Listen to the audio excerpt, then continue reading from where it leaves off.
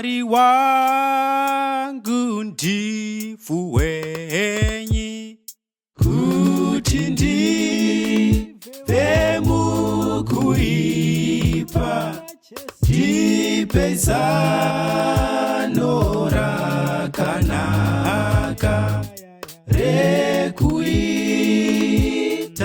munhu kwaye, ndisimbidze zviro kwazvo ndichigere pasi pano, ndipe moyo wakanaka ndizosvika kumusoro, kuti ndoda kupumuka kubva nzira yenyu Baba, nyasha dzenyu ngadziuye, tisendedzwe padyo nemi, tisimbidze zviro kwazvo ndichigere pasi pano, ndipe moyo wakanaka ndizosvika kumusoro. Apo ndine dambudziko, kana rufu ruchiuya, ndipeiwo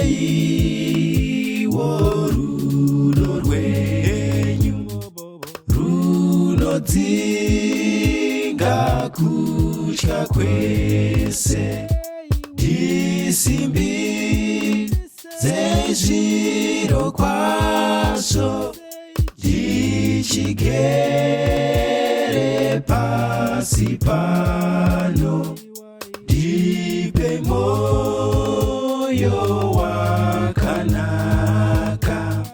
ndizosvika kumusoro. Pakuguma kweupenyu Baba, ndinomukumbira nditambire zvakanaka, kuti ndizogara nemi, ndisimbidze zviro kwazvo ndichigere pasi pano, ndipe moyo wakanaka ndizosvika kumusoro.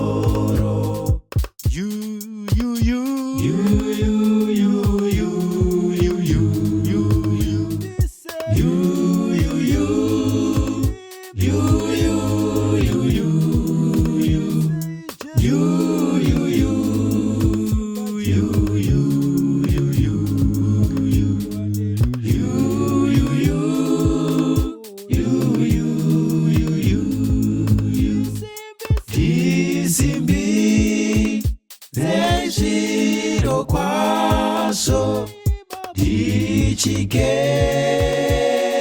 pasi pano, ndipe moyo